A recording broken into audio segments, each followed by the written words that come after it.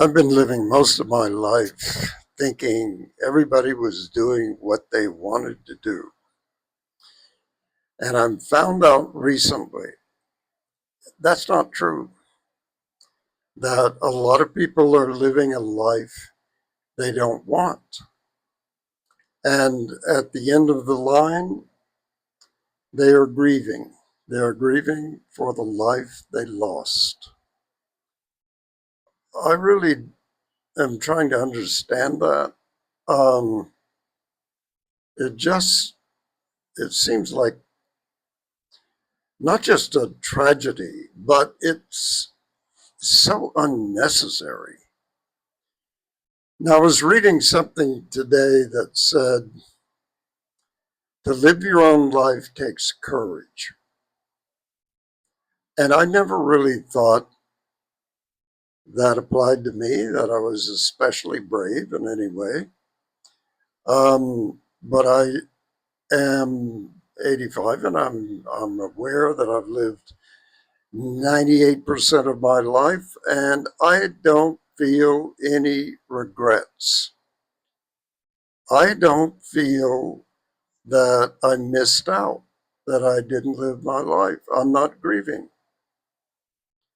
And I'm trying to get used to the idea that's rare. I'd like to know what you think. I mean, this is hard for me to wrap my head around it. What does it take to actually choose your own life and do what you want to do? What does it take? The article I read said it takes courage. In my case, it took a great deal of foolishness. It took a great deal of resistance to what other people were saying was obvious that I needed to do. And I just, even if I considered it, which I don't remember doing very seriously, eventually I rejected it.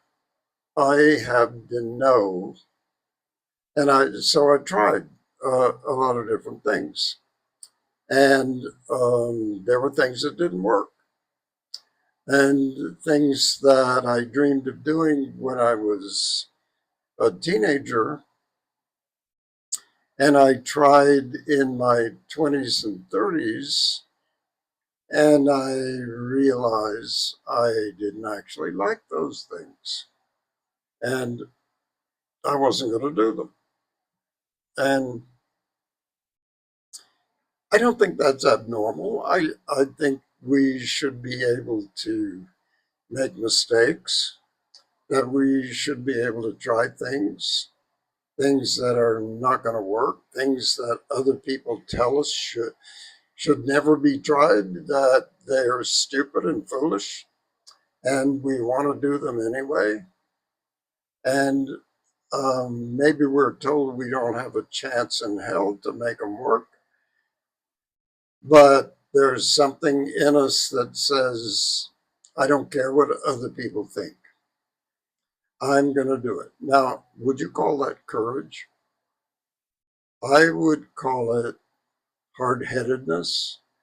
I would call it um, a kind of refusal to listen to others. And that definitely has been one of my traits in life. But here, close to the final chapter, I sometimes feel like I'm sitting at the center of the universe, and all I can do is smile.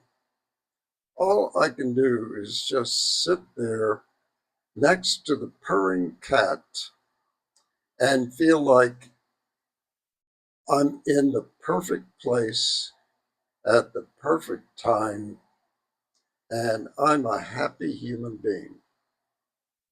Now, I don't expect that when I actually am on my deathbed, I will look back and say, oh, I remember I wanted to do such and such. I don't think that's going to happen. I really don't. I um, I still I still resist calling it courage because when I think about my father, and my father and I had a conflict about what I was going to do in the world, and I felt like I had to overcome his objections, and I had to say, I'm not going to do what you think I should do. I'm going to do what I want to do. And it was never in question. I never even considered doing what he wanted me to do. He wanted me to be a college professor. And I did not want that life. I wanted to be some kind of artist, some kind. And and I was always aware of that. Um, and it was just a matter of what art form I was going to take on. And it ended up being painting, and now it's writing. That feels absolutely correct. That feels absolutely right for me.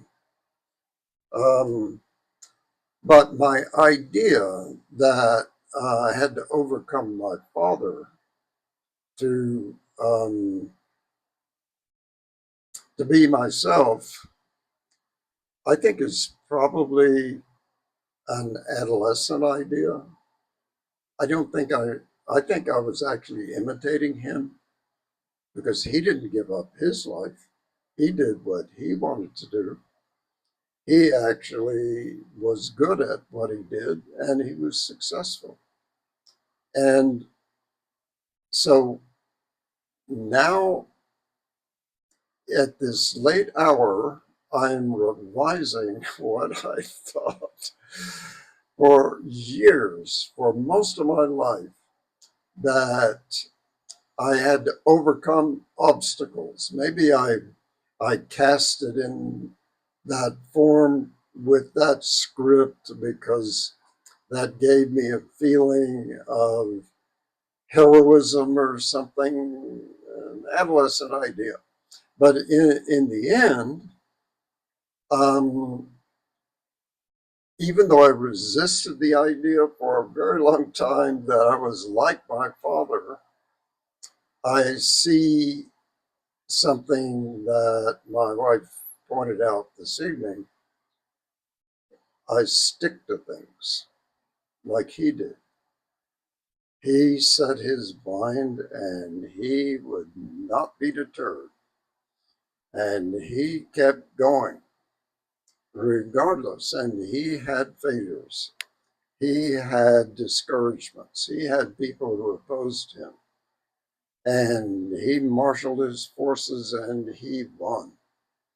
Um, so I hope I'm like that. I don't know, but um, that's a good spirit.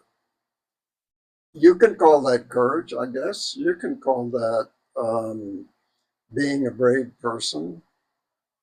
I'm not sure I know anyone who actually chose not to live their life.